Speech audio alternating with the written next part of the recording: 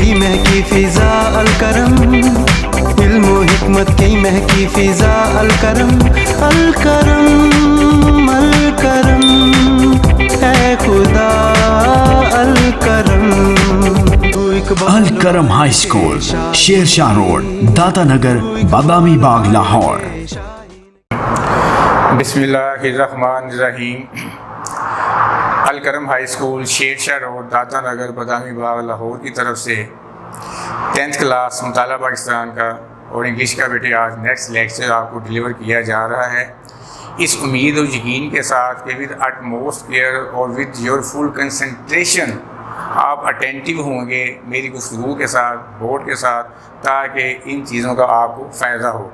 अगर आप मेरी बातें गौर से सुनेंगे, बिलीव इट और not, it will be very easy for you to comprehend all these things. और आपको सुनते सुनते तकरीबन 80% सवाल आपको तैयार भी हो जाएगा। मैंने वही बातें बतानी हैं इन डिटेल जो आपकी बुक्स में लिखी हुई हैं। Yesterday we started another topic Z Bhutto के बारे में। कल बेटे हमने स्टार्ट किया जुल्फ़िकार अली भुट्टो, उसके टेन्योर के बारे में देखा और हमने देखा कि कैसे उन्होंने नेशनलाइज की पॉलिसी अपनाई और उसके साथ साथ जो मुख्तलिफ शेड्यूल्ड बैंक थे और मुख्तलिफ बैंक और बीमा कंपनियों को उनको भी नेशनलाइज किया। इसके अलावा मुख्तलिफ इंडस्ट्रीज़ को उन्होंने नेशनलाइज किया।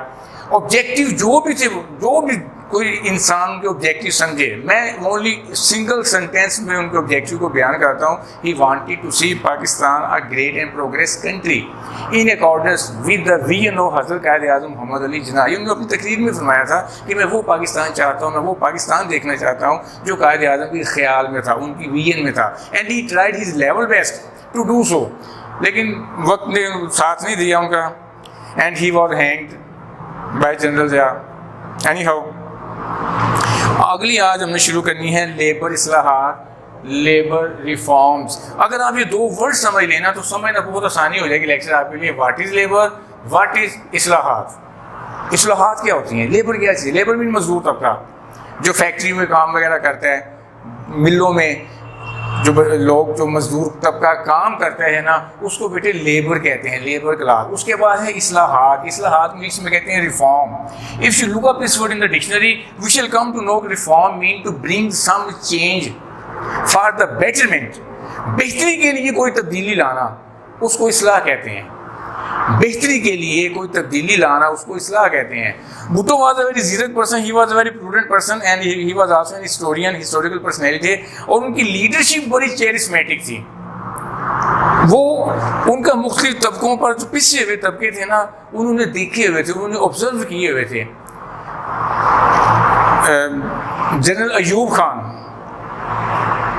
जब मार्शल लॉ लाए, गवर्नमेंट में है, सदारती निज़ाम अपना लिया गया, 62 का कॉन्स्टिट्यूशन दे दिया गया, उनकी काबीना में कम उम्र वज़ीर और इंतहाई पढ़े लिखे वज़ीर जो थे वो जुल्फ़िकार अली भुट्टो थे। वज़ीर ख़ारजा थे वो। उनकी बड़ी टफ और मुश्किल मिनिस्ट्री होती है वज़ारत ख़ारजा। उसका कलमदान जो था ना ज़ैड भुट्टो को सौंपा गया और उन्होंने साबित किया। Anyhow, come to the point, labour इस्लाहात, लेबर रिफॉर्म्स। इस्लाह का मतलब बेटे होता है कि बेहतरी के लिए तब्दीली लाना।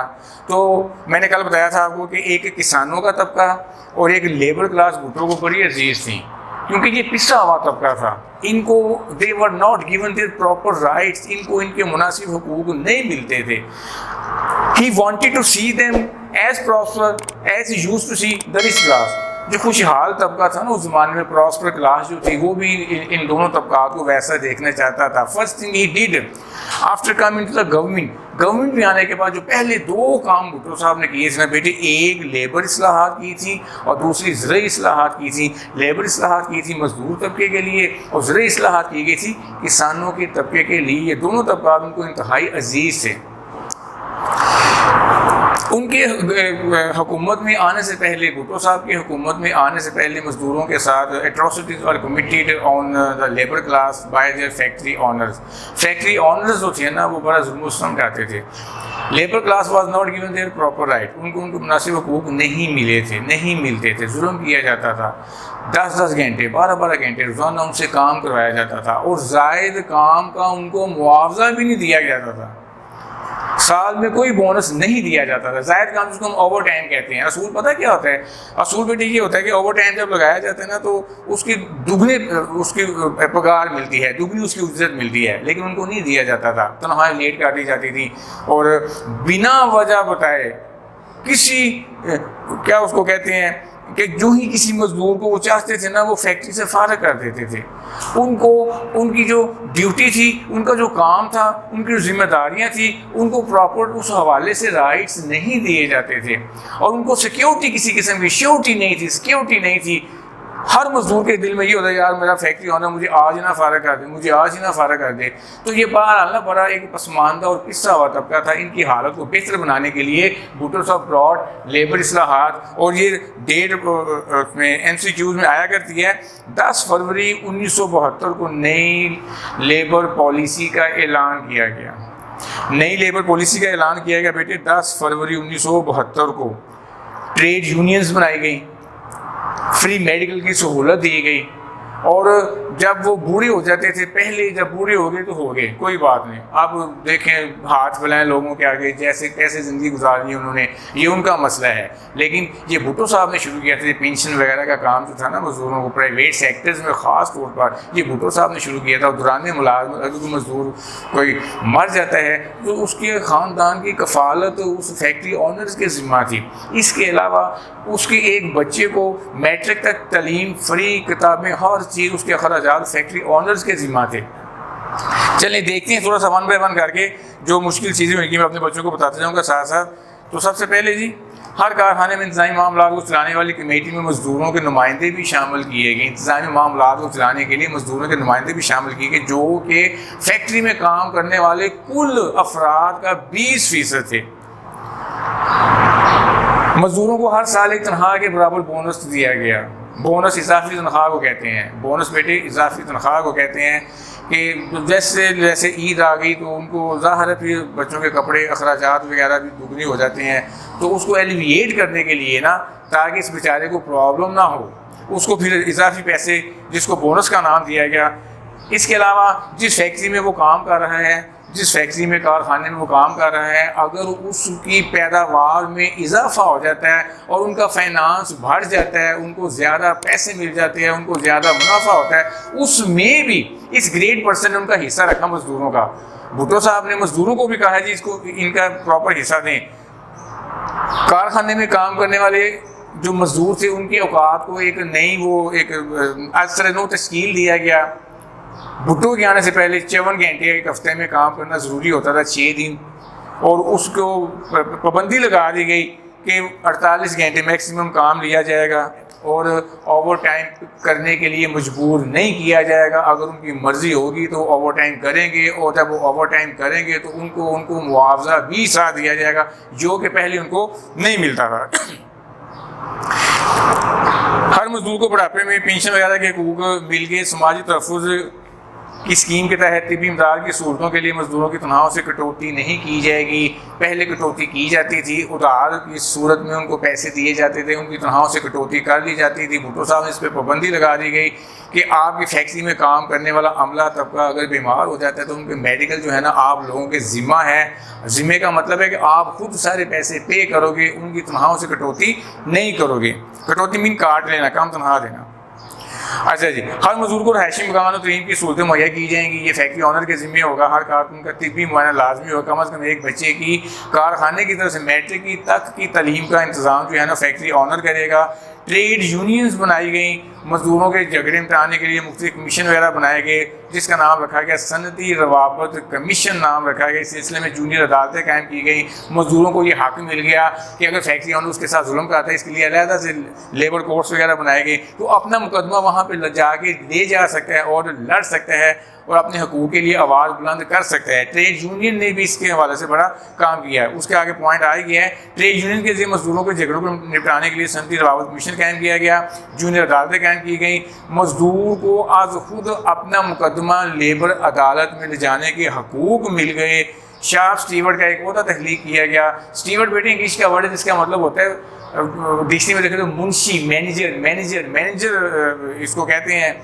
जिसके पास मिल मालकान और मजदूरों के दरमियान पैदा होने वाले मसाइल को हल करने में आसानी हो गई। मजदूरों को मुलाजमत का तहफ़्फ़ुज़ देने के लिए मिल मालकान पर पाबंदी लगा दी गई। आई रिपीट, मिल मालकान पर पाबंदी लगा दी गई कि वो किसी भी मजदूर को नौकरी से फारिग नहीं कर सकते जब तक कोई ठोस जवाब और वजह उनके पास ना हो।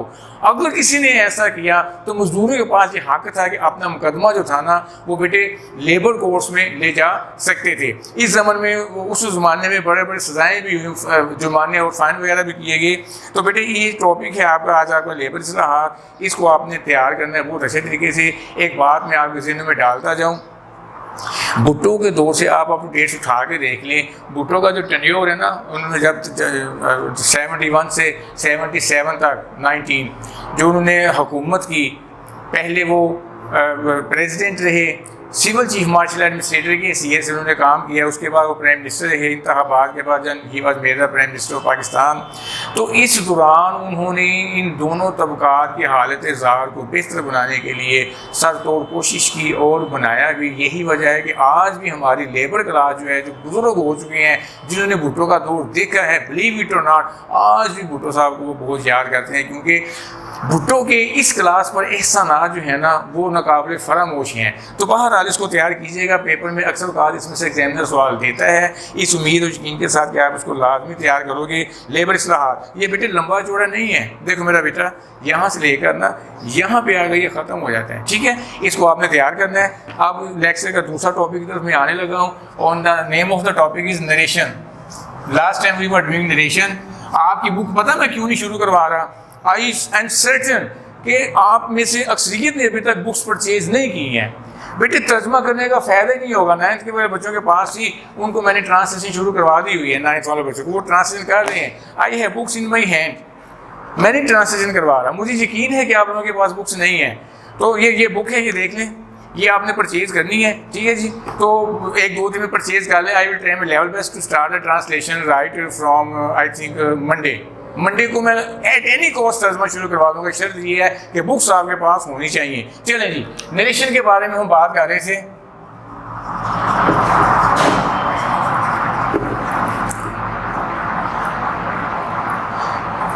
बेटे नेक्स्ट हमने देखी चेंज इन प्रोनाउन, उसमें मैं थोड़ा सा खुलासा बताता जाऊँ। First person reported speech, first person will be change in accordance with the subject of reporting speech, ठीक है जी। Second person will be change in accordance with the object of reporting speech and you are not going to have any sort of change if there is a third person in reported speech. अगर reported speech में third person है तो उसको आपने तब्दील नहीं करना। खुलासा मैं इसलिए बता रहा हूँ कि आपके जहन हर वक्त फ्रेश रहें। तो ये छोटा सा एक लफ्ज़ मैंने अपने बच्चों को दिया था, सन। सन का लफ्ज़ दिया था, सब्जेक्ट फर्स्ट पर्सन सब्जेक्ट से, सेकंड पर्सन ऑब्जेक्ट से, third person no change. Is that clear? चले आगे अगली बात करते हैं। सेकंड चेंज जो हमने देखी थी ना बेटे, सेकंड चेंज जो हमने देखी थी जब मैंने 5 तब्दीलियाँ लिखी थी, तो वो थी चेंज इन टेंसेज। किसके टेंसेज? रिपोर्टेड स्पीच का टेंस। रिपोर्टिंग स्पीच का टेंस तब्दील नहीं करना आपने, नहीं करना। आपने रिपोर्टेड स्पीच का टेंस तब्दील करना है, रिपोर्टिंग स्पीच का टेंस तब्दील नहीं करना, रिपोर्टेड स्पीच का टेंस तब्दील करना है। एक छोटी सी इंफॉर्मेशन मैं बताता हूँ आपको। हमारी बुक्स में टेंस की तरतीब ये लिखी हुई है, प्रेजेंट, पास्ट, फ्यूचर लिखी है, ठीक है। सालों साल पढ़ रहे हैं, असातिज़ा भी पढ़ते रहे हैं, हम लोग भी पढ़ते रहे हैं। ज़रा मेरी एक छोटी सी बात पे गौर कीजिएगा। प्रेजेंट तो मौजूदा है, इन तीनों में पहले कौन सा ज़माना आएगा? जो बेटे हम गुजार चुके हैं, बी अटेंटिव, जो हम गुजार चुके हैं, माजी गुजर चुके हैं, हाल मौजूद है, फ्यूचर आने वाला है।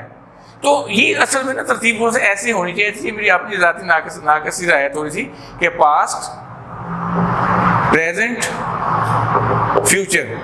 नरेशन में भी इसकी यही तरतीब है। जब हम नरेशन करेंगे ना, इन दोनों के rule will be same. Past का रूल जो है ना वो अलग है, माजी गुजर गया, हाल मौजूद है, फ्यूचर अपकमिंग है, आने वाला है। अब देखिएगा ज़रा, मैं आज टेबल आपको लिखवा देता हूँ और आप टेबल को अच्छी तरीके से तैयार कर लीजिएगा और परसों या तरसों इंशाअल्लाह ताला इसकी प्रैक्टिस में स्टार्ट करवा दूँगा आपको। अच्छा बेटे, ये टेबल है टेंस की तब्दीली का। डायरेक्ट के 2 पार्ट्स हो गए, रिपोर्टिंग स्पीच और रिपोर्टेड स्पीच। इनडायरेक्ट का ज़ाहिर एक ही पार्ट होता है, इसलिए मैंने नहीं लिखे। रिपोर्टिंग स्पीच मीन ज़ाहिर है जो रिपोर्टिंग वर्ब है ना उसको देखना है, टेंस तब्दील करने के लिए रिपोर्टिंग वर्ब को देखना है, टेंस तब्दील करने के लिए रिपोर्टिंग वर्ब को देखना है। And what is reporting verb? से होगा, सेड होगा, विल से होगा, सेज होगा, सो एंड सो ऑन। अगर रिपोर्टिंग वर्ब का ताल्लुक प्रेजेंट या फ्यूचर से है, अपने माइंड को ज़रा एडजस्ट करें, प्रेजेंट या फ्यूचर, 4 पार्ट प्रेजेंट के हो गए, indefinite, continuous, perfect, perfect continuous, 4 part future के हो गए, वही चारों। अगर 8 में से कोई भी टेंस हो, प्रेजेंट फ्यूचर, 4 इसके, और रिपोर्टेड स्पीच में कुछ भी लिखा हो, कोई भी टेंस हो, कैन लिखा है, कुड लिखा है, वुड लिखा है, शुड लिखा है, मे, माइट, फलां कुछ भी लिखा है वहाँ पर, या उसकी ऑक्सिलरी बयान की गई है, तो जब आपने इंटरेक्ट बनाया ना तो आपने टेंस तब्दील नहीं करना, टेंस तब्दील, no change in tense will occur at all, कोई टेंस तब्दील नहीं होगा। कब टेंस तब्दील नहीं होगा रिपोर्टेड स्पीच का? If you have found that there is present और future in reporting speech, reporting verb का ताल्लुक अगर प्रेजेंट और फ्यूचर से है और इस तरफ कोई भी टेंस या एक्सिलरी है तो कोई टेंस तब्दील नहीं करना। Axillary mean can, could, would, should. Class में मैं हर रोज़ इस लफ्ज़ को पुकारता हूँ, हर बच्चे को मैंने बताया है कि can, could, would, should, may, might, let, are, need, dare, do, ये सब के सब एक्सिलरीज हैं। चलिए, रिपोर्टिंग स्पीच में अगर सेट लगा हुआ है, अगर पास्ट है, और रिपोर्टेड स्पीच में प्रेजेंट है, फ्यूचर है या कोई एक्सिलरी है, जब इंटरेक्ट बनाएंगे तो second form of helping verb is was में चेंज हो जाएगा, आर वर में चेंज है, उनकी सेकंड फॉर्म्स हैं। हैज़, हैव, हैड में चेंज हो जाएंगे, विल, वुड में, शेल, शुड में, कैन, कुड में, मे, माइट में। जब एग्जाम्पल्स करेंगे ना in detail I will convey all this thing to my dear students. Reporting speech में अगर पास्ट है, रिपोर्टेड स्पीच में पास्ट इंडेफिनिट है, अगर जब पास्ट की लड़ाई होएगी ना, हमने उनको डिसइंटीग्रेट कर लेना है। इधर हमने डिसइंटीग्रेट नहीं किया, प्रेजेंट का कोई भी हो, फ्यूचर का कुछ भी हो, यहाँ हमने डिसइंटीग्रेट कर देना है कि इधर अगर पास्ट है, इधर पास्ट इंडेफिनिट है, तो जब इंटरेक्ट बनाएंगे पास्ट परफेक्ट में तब्दील करेंगे। इधर पास्ट है रिपोर्टिंग स्पीच में और रिपोर्टेड स्पीच में वाज वर्ड लगा हुआ है, तो इसको आपने पास्ट परफेक्ट कंटिन्यूस में बेटे चेंज करना है। And if you found past in reporting speech and there is a past perfect and past perfect continuous already in reporting part of speech, no change in tense will occur, tense में तब्दीली नहीं होगी। अच्छा, इसमें जो most important तब्दीली है ना वो बेटे ज़रा देखो, वो पता कौन सी है? दिस वन, अहम तरीन तब्दीली ही है। एग्जामिनर पेपर में देता ना इसमें से देता है, करेंगे सारी हम। अच्छा, ये टेंस की तब्दीली है ना, फिक्रा चाहे आपका हैरानी वाला है, सवालिया है, whatsoever may be the kind of tense, rules will remain the same. The basic rule that we saw in the change of pronouns in detail मैंने बताया। आज भी थोड़ा सा हवाला दिया मैंने आपको कि फर्स्ट पर्सन को किससे बदलते हैं, सेकंड पर्सन को किससे बदलते हैं। These rules will remain the same and change in tense, change in tense, change in tense, ये जो रूल हैं चेंज इन टेंस के, they will also remain the same. सवालिया फ़िक्रा है, मनफी है, सादा है, हैरानी वाला है, गमी वाला है, खुशी वाला है, ये बेटे आप लोग उतार लीजिएगा। और मुझे यकीन है कि you will pay your full concentration to your studies. Your days are numbered, your time is very precious, time is moving on very fast, वक्त बड़ी तेज़ी से गुजरता जा रहा है। आपने सालाना इम्तहान देने हैं, ज़िंदगी और मौत का मसला है। इंतहाई तवज्जो हमारे से तमाम असातिज़ा के प्लीज़ आप लोग लेक्चर सुना करें, ठीक है जी। तो ये आप लोग इसको उतार लीजिएगा इस दुआ के साथ। गॉड ब्लेस यू, फ़ी अमानिल्लाह। और मुझे यकीन है कि आप लोग इसको देखोगे। खुदा हाफिज़।